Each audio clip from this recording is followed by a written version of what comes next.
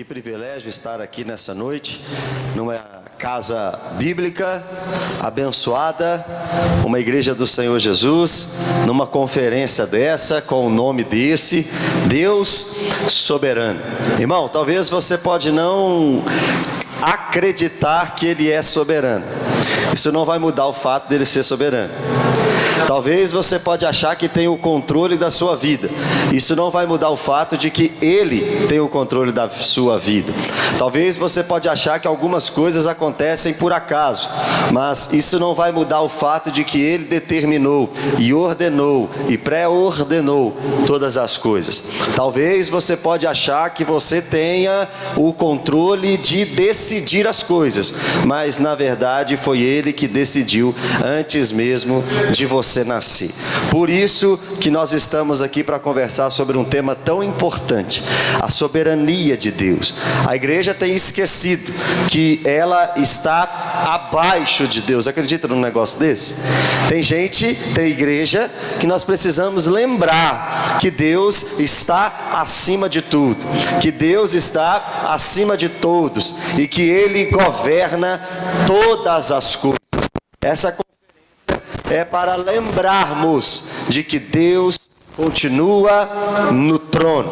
E uma coisa que faz com que Deus seja soberano, ou seja, que Ele tenha o domínio de tudo, o governo de tudo, o poder em tudo, uma destas coisas são os seus atributos.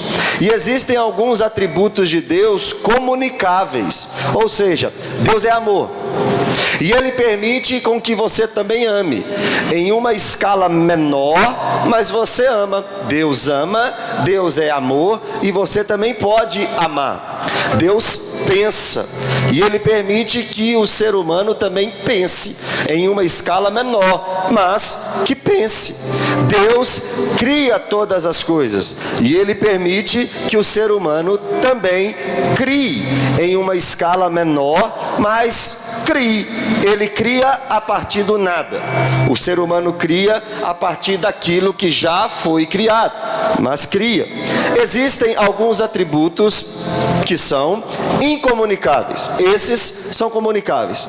Existem aqueles que são incomunicáveis, ou seja, aqueles que só o Senhor Deus possui, fazendo com que Ele esteja acima de tudo e acima de todos. Dentre eles, a onisciência de Deus.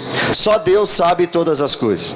A onipresença de Deus. Só Deus está em todo lugar ao mesmo tempo. E a onipotência de Deus. Só Deus pode todas as coisas. E isso está mais do que claro na Bíblia. Por isso eu queria pregar para vocês debaixo deste tema, os atributos incomunicáveis de Deus. Abra a Bíblia comigo, por gentileza, no Salmo 139.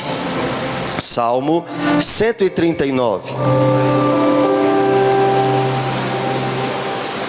Irmãos, é tão interessante ler os Salmos, porque os Salmos, nós sabemos que o livro dos Salmos é um compilado de 5 livros.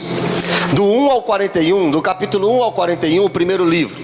Do 42 ao 72, o segundo livro. Do 43 ao 79, o terceiro livro.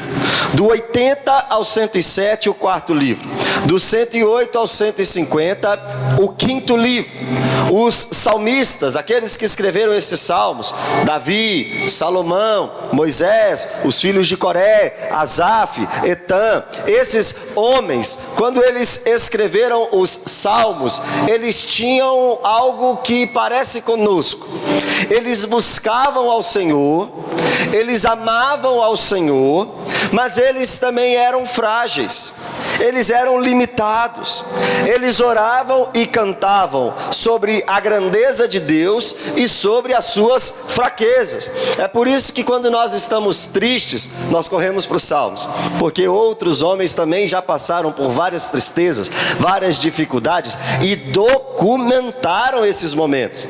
Quando nós estamos alegres, felizes, o que a gente faz? Corre lá para o Salmo 126, não é isso? Quando o Senhor restaurou a sorte de Sião, fica ficamos como quem sonha, nossa boca se encheu de riso. E quando a gente peca e o pecado chega na nossa frente e a gente arrepende verdadeiramente, para onde que a gente vai? Para o Salmo 151. Pequei contra ti, somente contra ti pequei, cria em mim, ó Deus, um coração puro. E quando a gente está precisando de uma salvação em uma situação, de um solucionar de um problema, nós corremos lá para o Salmo 121. Eleva os meus olhos para os montes, de onde me virá o socorro? E quando a gente está precisando esperar uma resposta de Deus, a gente corre para o Salmo 40. Esperei com paciência no Senhor.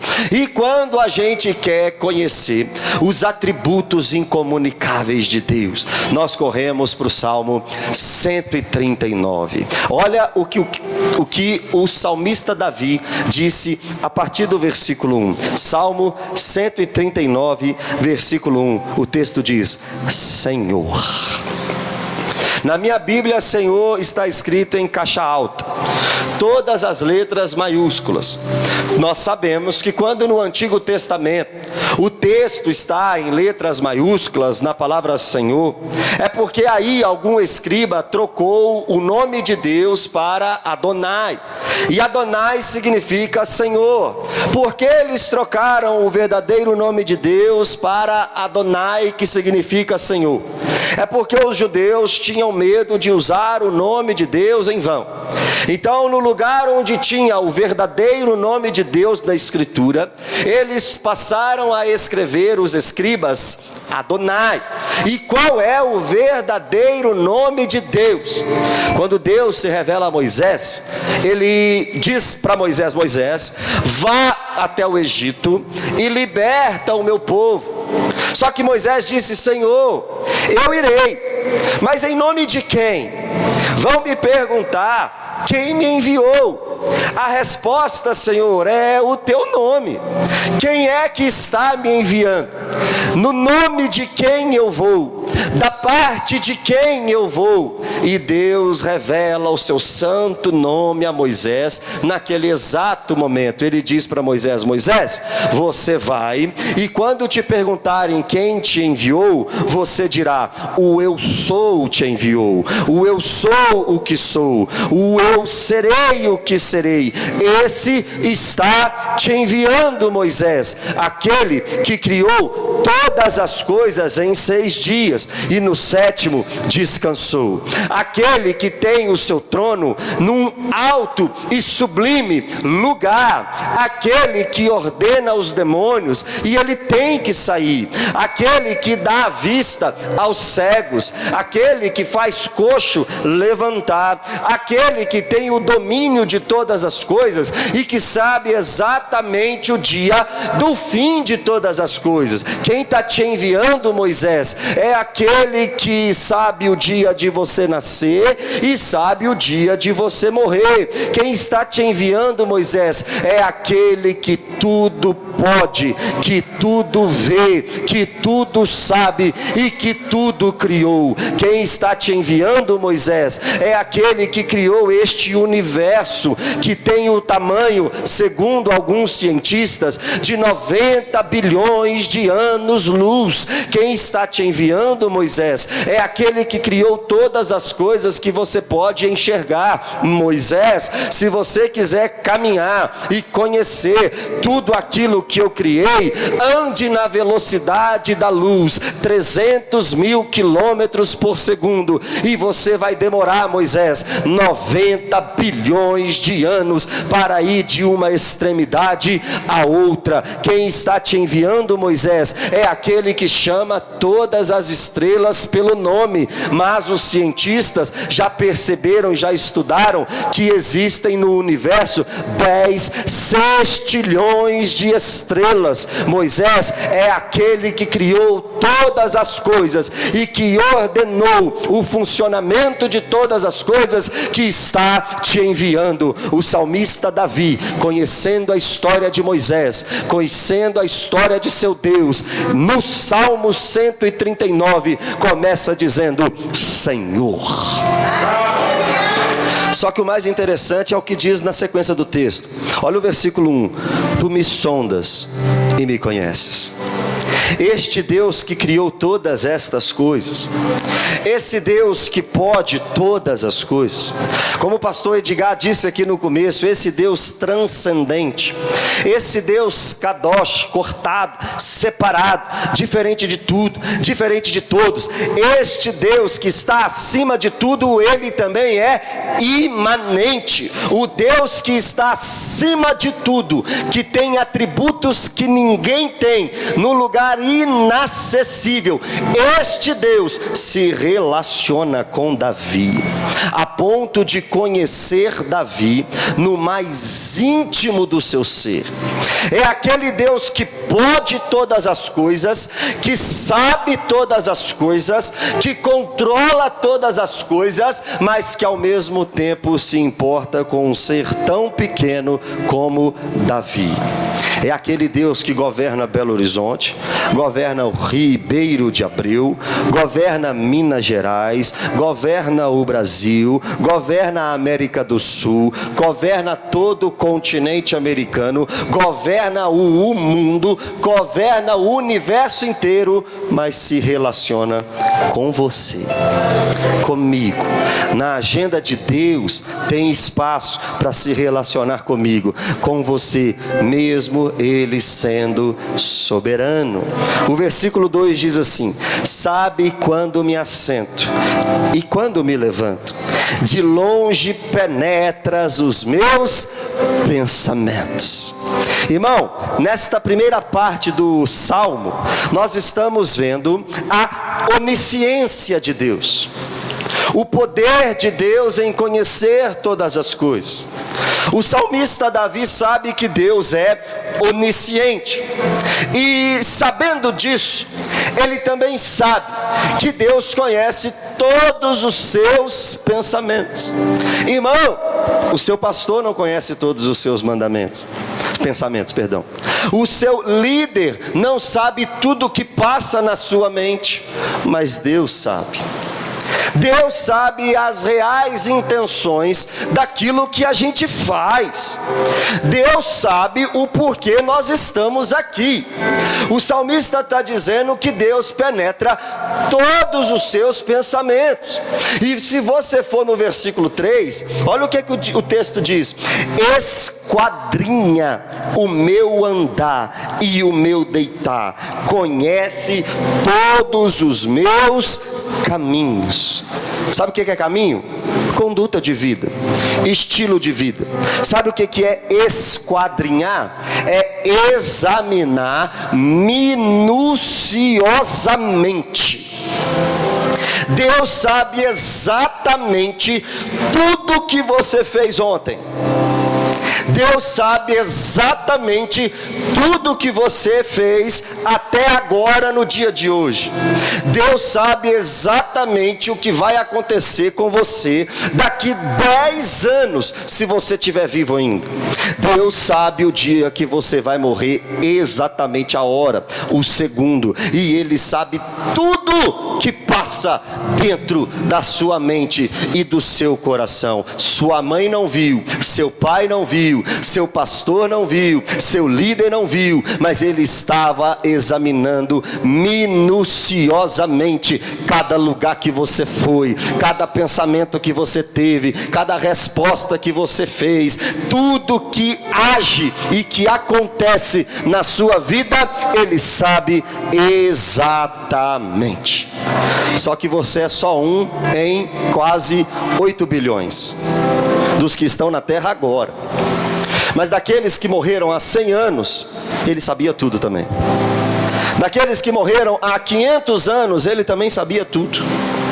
Aqueles que morreram lá no primeiro século, ele também sabia tudo. Aqueles que vieram antes de Cristo, ele também sabia e conhecia tudo. Aqueles que vão nascer hoje, amanhã, daqui 50, daqui 100 anos, ele também sabe tudo o que vai acontecer com essas pessoas. Essa mente magnífica só Deus pode ter, porque só Ele é onisciente. Versículo 4: ainda a palavra não me chegou à língua, e tu já conheces, Senhor, todas elas. Aqui tem uma coisa boa e uma coisa ruim. A coisa boa é que você nem precisa falar para Deus saber o que você precisa. Você já passou por alguma situação na sua vida que você não conseguia orar? Tamanha aflição, tamanha tristeza, tamanha dor. Talvez você está passando por isso ainda hoje. E Deus, mesmo que não saia uma palavra da sua boca, mas naquele ato de fé, que você se ajoelha, se quebranta diante de Deus, só sabe chorar, só sai lágrima dos seus olhos, nenhuma palavra da sua boca, mesmo que você esteja vivendo isso agora, ou já viveu, ou ainda não viveu, se prepare, você vai viver uma situação dessa. Mas o interessante é, Ele, mesmo que não saia uma palavra da sua boca, Ele já sabe o que você está pensando, o que você está precisando, o que você está necessitando, porque ainda a palavra não me chegou à boca, e tu já conhece todas elas, porque Ele é onisciente. Esse é o lado bom. Mas sabe aquela palavra que você queria falar a mais para xingar o seu vizinho, ou a sua mãe, ou o seu pai, ou a sua esposa, ou o seu marido? Ele também sabe, não precisa sair da sua boca. Ele sabe a intenção do seu coração. Sabe aquele cumprimento que você deu na irmãzinha? Nossa, irmã, hoje você está linda, e o seu coração está morrendo de inveja. Ele sabe que você estava com inveja. Sabe quando você elogiou o seu pastor, ou o seu líder, ou o seu irmão, que bênção a sua vida, e lá dentro de você está assim: eu detesto essa pessoa. Ele sabe também. Ele já percebeu isso há muito tempo. Eu acho que Ele vai tratar com você nisso, porque Ele é onisciente. Ele sabe de todas as coisas. O versículo 5 nos diz assim, olha: tu me cercas por trás e por diante, e sobre mim põe tua mão. Mateus capítulo 10, versículo 29, a Bíblia diz que não cai uma andorinha do céu se não for a permissão de Deus. Às vezes nós achamos que a nossa vida está na obra do acaso, não é isso? Às vezes a gente acha que as coisas que acontecem com a gente é obra do destino. Só que a onisciência de Deus, e o salmista no Salmo 139, me ensina e te ensina nessa noite, que tudo que acontece na sua vida, coisas boas e coisas ruins, são permissão de Deus, porque a mão dele está cercando a sua vida. Não tem como você passar essa cerca. O texto diz: tu me cercas por trás e por diante, e sobre mim põe a tua mão. Você só vai, você só faz, você só age dentro daquilo que Deus permite você agir. Se Deus definitivamente não quiser que você vá para lá, você não vai para lá. Se definitivamente Deus não quiser que você vá para cá, você não vai para cá. Se você foi para lá, ou se você foi para cá, a mão dele continua te cercando, cuidando de você, guardando você, protegendo você, e fazendo com que todas as coisas cooperem para o bem daqueles que amam a Deus, mesmo se nós não consigamos compreender no momento todas as coisas. Mas todas as coisas fazem parte do plano dele, porque é a mão dele que está te cercando, é a mão dele que está te orientando, é a mão dele que está te guiando, porque ele sabe de todas as coisas, ele sabe em que fim vai dar a sua vida, ele sabe que fim vai dar o seu ministério, e ele está te direcionando para isso, para o centro da vontade dele. Agora, pensar isso não é muito fácil, não. Para mim, pelo menos, não é. Para você também não deve ser, eu acho. Para o salmista Davi não era. Olha o que o texto diz no versículo 6. Tal conhecimento é maravilhoso demais para mim. É sobremodo elevado. Não o posso atingir. Sabe qual que é o nosso problema hoje? Tentar entender a totalidade de Deus. nós não vamos conseguir. Nós não vamos compreender todas as coisas sobre Deus. Não vamos. Do crente ao ateu, ninguém explica Deus, irmão. Tudo que foi revelado de Deus na Bíblia, 66 livros, 1189 capítulos, 31.103 versículos, tudo isso você pode decorar, você pode entender, você pode viver, você não chegará a 0,0000001% do conhecimento todo de Deus, não vai. Ele é muito acima da nossa mente.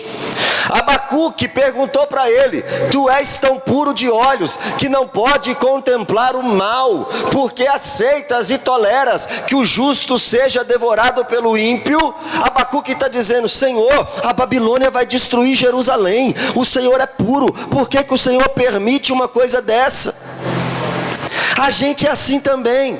Senhor, o Senhor sabe de todas as coisas, então por que que o Senhor permitiu que eu virasse ali à direita, saísse nesse exato momento para bater meu carro? Por que, Senhor? Por que que o Senhor permitiu que alguma coisa acontecesse de ruim com a minha família? Por que, Senhor? O Senhor não é tão bom? Não compreendo os teus caminhos, mas te darei a minha canção. Sabe qual foi a resposta de Deus quando Abacuque começou a questioná-lo? Eis aí o soberbo, sua alma não é reta nele. Ou seja, com os caldeus eu me vingo depois, agora com vocês, porém o justo viverá pela fé. Deus não está exigindo de você, até porque você não é capaz de entender os planos dele. Ele só está exigindo de você obediência e fé. Tal conhecimento sobre Deus e sobre a sua onisciência é demais para Davi. Ele não consegue compreender, e ele confessou isso. Mas hoje nós temos aí os PhDs em Deus, aqueles que têm doutorado em Deus, que sabe tudo sobre Deus. Irmão, se alguém falar para você: eu sei muito sobre Deus, ele não entendeu nada. Nada. Porque ele é muito maior do que a nossa mente pode calcular. A partir do versículo 7 até o versículo 12, Davi agora vai dar ênfase na onipresença de Deus.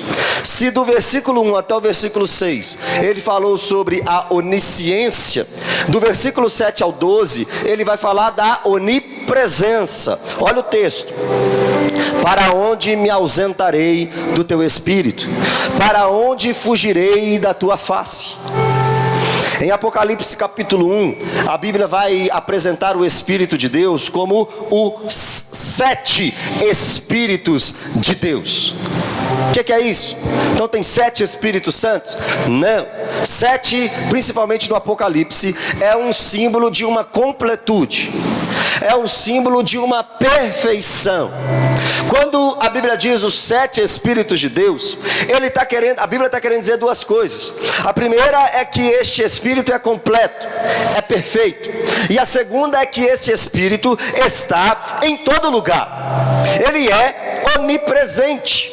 E Davi, sabendo disso, da onipresença de Deus, um dos atributos incomunicáveis dele, que faz com que ele seja soberano, Davi diz: ele está em todo lugar. Como é que eu vou fugir dessa presença? Como é que eu vou fugir dessa face? Talvez Deus está te chamando para o ministério e você está achando que está fugindo dele. Ele está te vendo. Talvez Deus está te chamando para uma obra e você está correndo dele. Eu pergunto para você nessa noite: para onde você vai fugir? Como é que você vai se ausentar da presença de Deus? Deus quer agir na minha vida através da Lagoinha Ribeiro. Eu estou fugindo disso, eu vou mudar lá para o Japão. E Deus não está no Japão, não? Ele está. Ele te pega lá e traz você de volta aqui. Eu não quero mais buscar ao Senhor. Tem uma música aí que nós não podemos cantar, que é herege, falando assim: onde é que você está, meu filho? Está fugindo de mim? Te procurei e não te achei. Como assim? Como Deus não vai achar alguém? Ele acha. Ele acha. Em qualquer lugar, se Ele tem um plano para a sua vida, se Ele tem um plano para a minha vida, Ele te acha. Foi assim na sua conversão? Foi ou não foi? Você não amou Ele só porque Ele te amou primeiro? Foi. Não fostes vós que me escolhestes, porém eu escolhi a vós outros. Nós estávamos mortos em nossos delitos e pecados, e Ele nos deu vida. Foi Ele que veio atrás de nós, Ele que veio atrás de nós, foi Ele que nos achou. Isaías disse que nós estávamos andando desgarrados como ovelhas. Só que não tem como fugir dos olhos de Deus.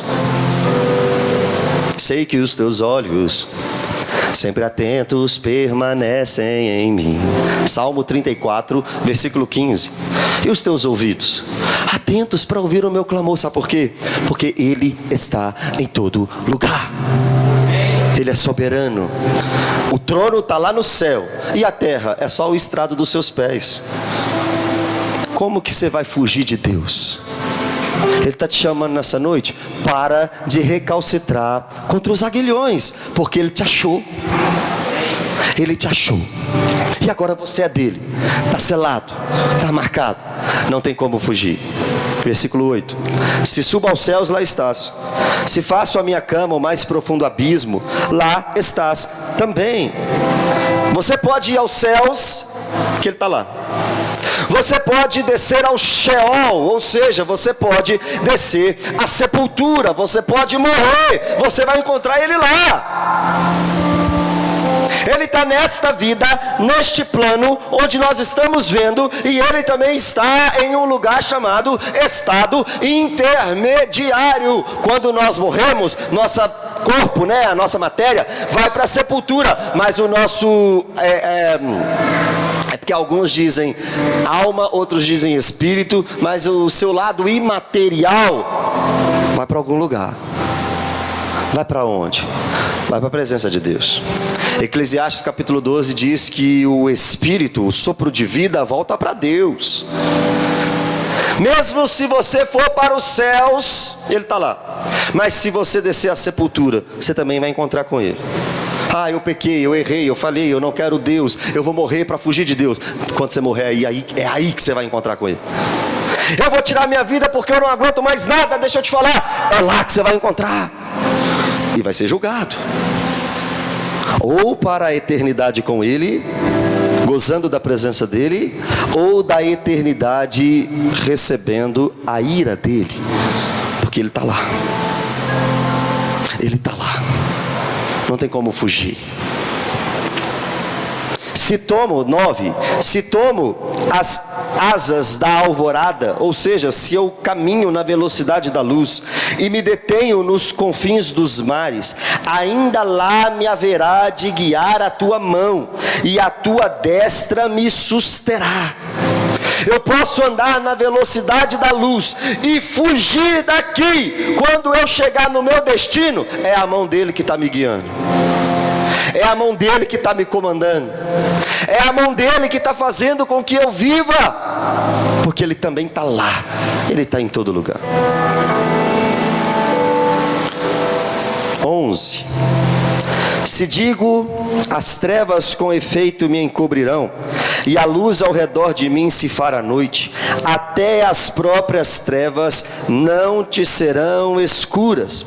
As trevas e a luz são a mesma coisa. Irmão, se apagar a luz aqui, vai ficar escuro para nós, mas para Deus não. Se você fechar a porta do seu quarto, você pode fazer um monte de coisa lá que a gente não vai ver, mas Deus vai ver. Se você é algo aqui na igreja e é outra coisa no seu trabalho, nós não vamos conseguir ver, porque lá é como se estivesse em trevas, mas Deus está lá e Ele está vendo. A mensagem do WhatsApp que você casado mandou para uma mulher solteira ou para outra mulher casada que não é a sua, nós não vimos, mas Deus estava lá na hora que você digitou. Aquela sua fala que ninguém viu, que ninguém ouviu da igreja, Deus ouviu, porque Ele estava lá. Ele está nas trevas como se fosse luz.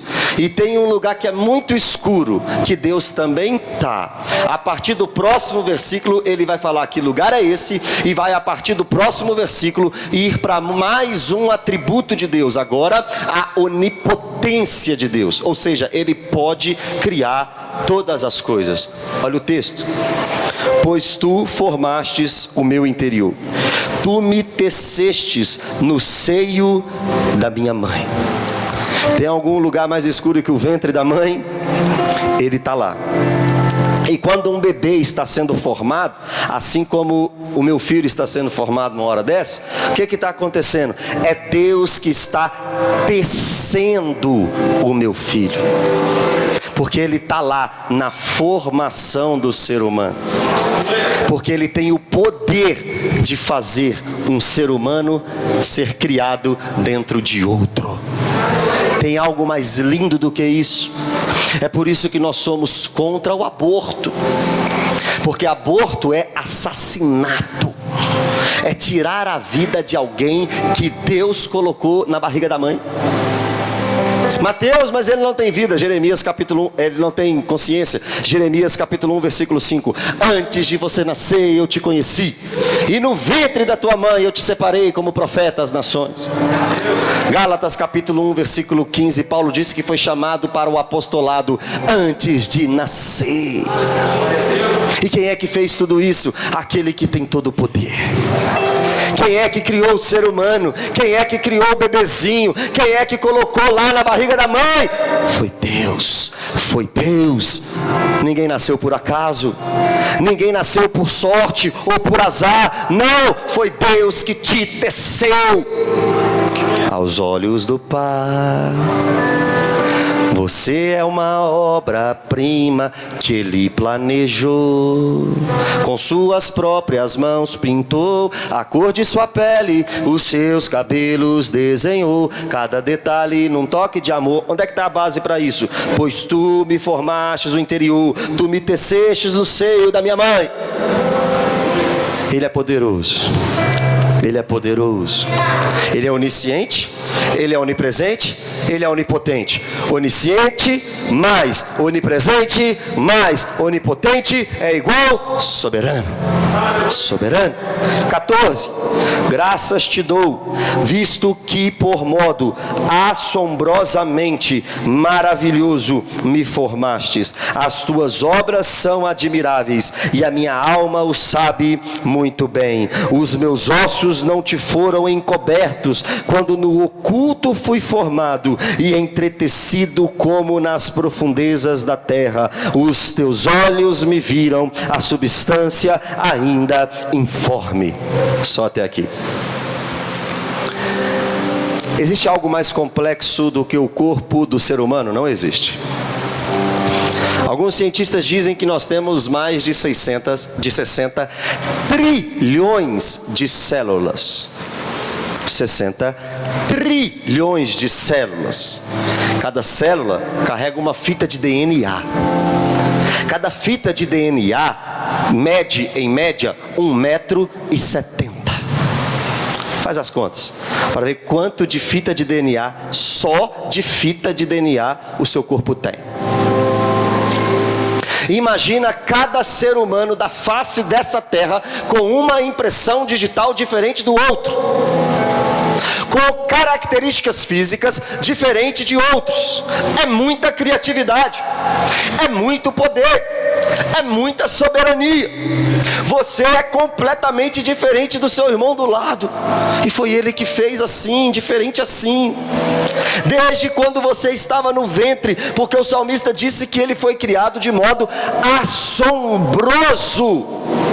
E de fato é assombroso, como ele é perfeito. Como pode um ser humano existir? Como pode ele controlar a vida do ser humano? Como pode ele fazer com que os meus olhos enxerguem? Como pode ele fazer com que eu pense e rapidamente eu já fale? Como pode ele fazer você falar daí e eu ouvir daqui? Como pode eu pensar tanta e tanta coisa, guardar, armazenar tanta e tanta informação num cérebro tão pequeno. Você também.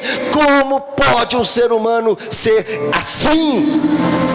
É porque ele criou de forma assombrosa. Existe um livro do Dr. Rodrigo Silva, O Ceticismo da Fé.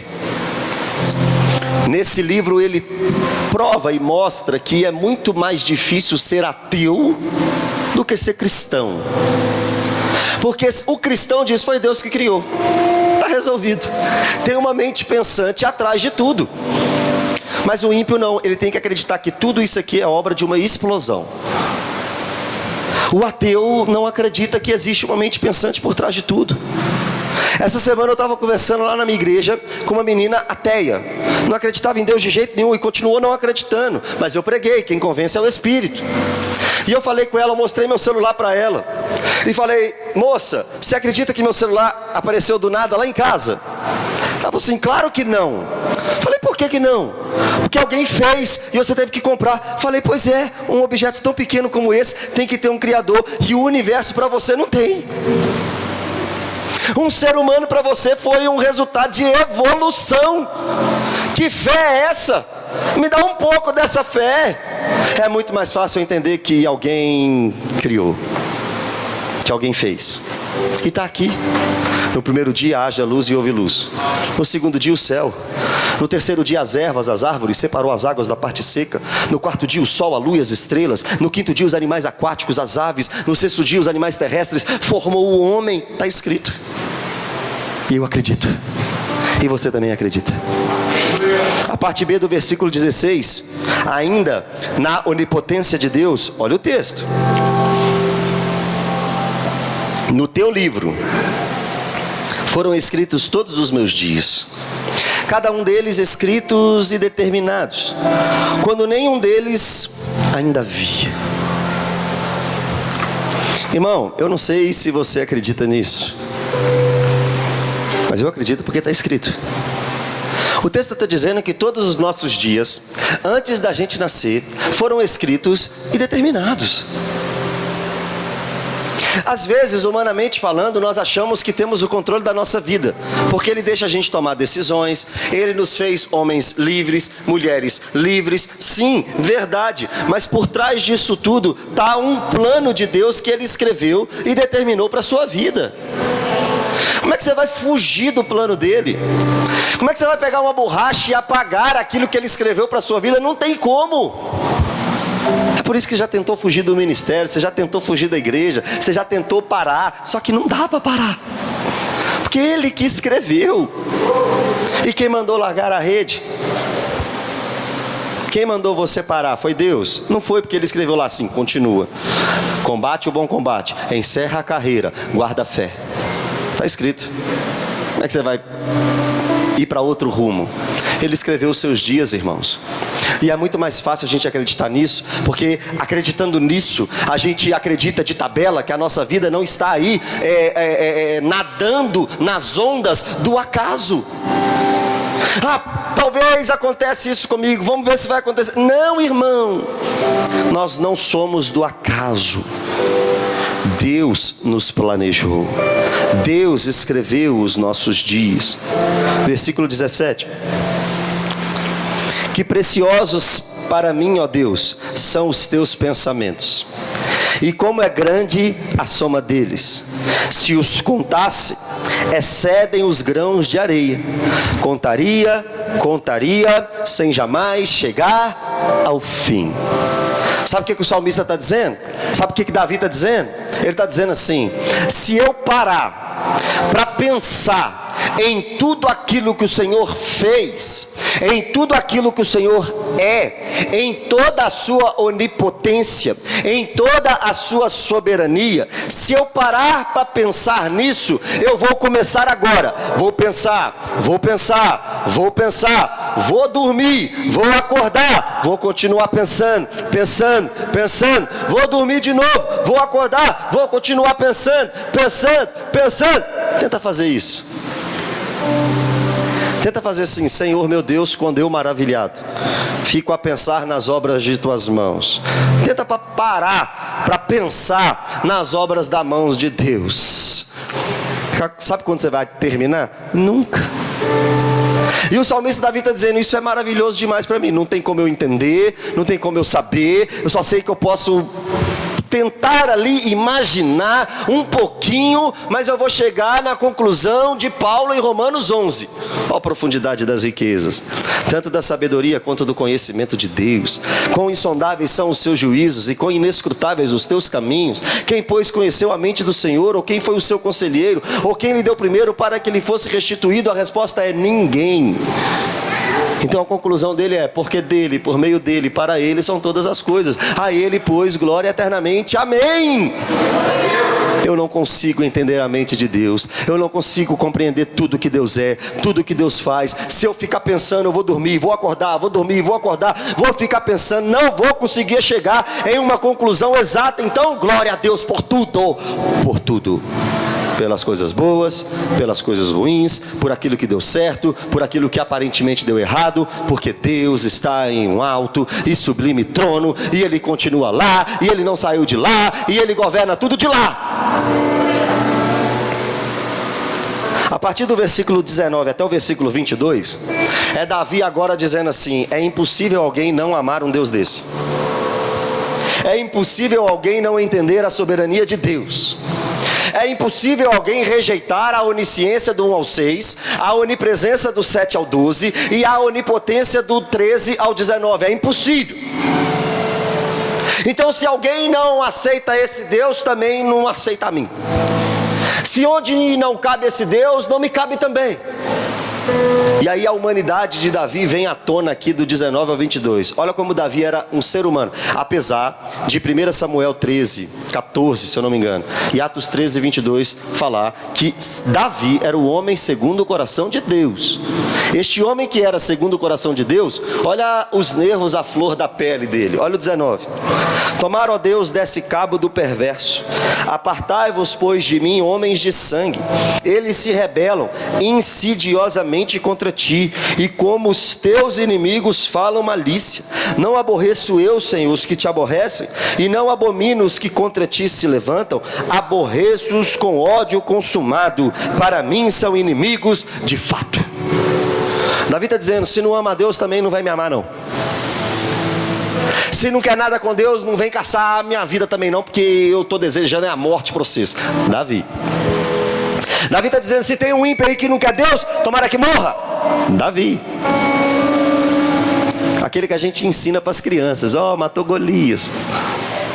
A gente ensina para as crianças: ó, Davi matou um homem, hein? A gente ensina isso. Ó, Davi, o adúltero. É, aquele que teve relações sexuais com Batseba. É aquele lá mesmo. Davi, o assassino que mandou matar Urias. É ele mesmo. Ele era o homem segundo o coração de Deus. Nós não estamos falando da soberania de Deus. Como é que um homem desse pode ser segundo o coração de Deus? Pergunta para Deus. Porque ele tinha um coração quebrantado e contrito. E o passado dele, ó, ficou no passado. E para Deus? Para Deus, Davi era um filho. Aqui Davi está mostrando a humanidade dele. Eu quero a morte de quem não aceita este Deus soberano. Eu quero o fim desses que zombam de Deus. Eu quero o fim desses que caçoam de Deus. Eu quero o fim dos escarnecedores. Só que aí Davi parece que cai em si e começa a entender que ele não pode guardar tanto o sentimento mal assim, mesmo diante dos ímpios. Então, sabendo que Deus pode tudo, que está em todo lugar e que sabe de tudo, e sabendo do coração pecaminoso que ele tinha, ele faz um pedido a Deus, que tem que ser o meu e tem que ser o seu pedido. No versículo 23 ele diz: sonda-me, ó Deus, conhece o meu coração, prova e conhece os meus pensamentos, vê se há em mim algum caminho mau e guia-me pelo caminho eterno. Sabe o que Davi pediu para Deus? Deus, eu estou falando aqui dos seus atributos. Deus, eu estou falando aqui que o Senhor é onisciente. use a sua onisciência para fazer um raio-x em mim e achar pecados em mim, para que esses pecados saiam e para que eu viva de acordo com o teu caminho. Davi disse que os homens eram maus, mas percebeu que estava parecendo que exagerando. E ele não disse: Senhor, usa a sua onipotência e mata eles lá, vai lá, Deus. Não, esse era o desejo dele, mas ele não disse isso. Ele disse: Deus, eu estou com esses pensamentos, então usa a sua onisciência em mim. Não sonda eles não, me sonda. Eles são errados, eles são maus, são. O dia que o Senhor quiser tratar com eles, trate. O dia que o Senhor quiser fazer com eles, faça. Mas o meu pedido aqui é: sonda-me. Sonda-me, porque o Senhor conhece o meu coração. Prova e conhece, papai, os meus pensamentos. E para nós não é ver se há em mim algum caminho mau. É claro que nós temos muitos caminhos maus. Então nós temos que pedir para Deus: Deus, sonda, revela, me mostra os meus erros e guia-me. Não desista de mim não. Guia-me pelo caminho eterno. Eu estou vivendo assim, assim, assado. O que aqui na minha vida não agrada o Senhor? Tendo em vista que o Senhor é onisciente, onipresente, onipotente. O que não te agrada? Ah, é isso? Tira da minha vida e guia-me então por aquilo que o Senhor planejou. Guia-me então pelo caminho certo. Não desiste de mim e eu não vou desistir do Senhor. Sonda-me, me corrige e me leva para o caminho certo. Porque para fora de Deus, irmãos, não tem o que a gente fazer, não tem o que a gente pensar. Pedro disse uma frase muito certa em João 6: para quem iremos? Para quem iremos nessa noite, irmãos? Se Ele está em todo lugar, se Ele sabe tudo, e se Ele pode tudo, para quem iremos? Se só Ele tem as palavras de vida eterna. Só Ele tem. Pai, obrigado por essa noite, Deus. Obrigado pela Tua palavra. Obrigado por esta igreja.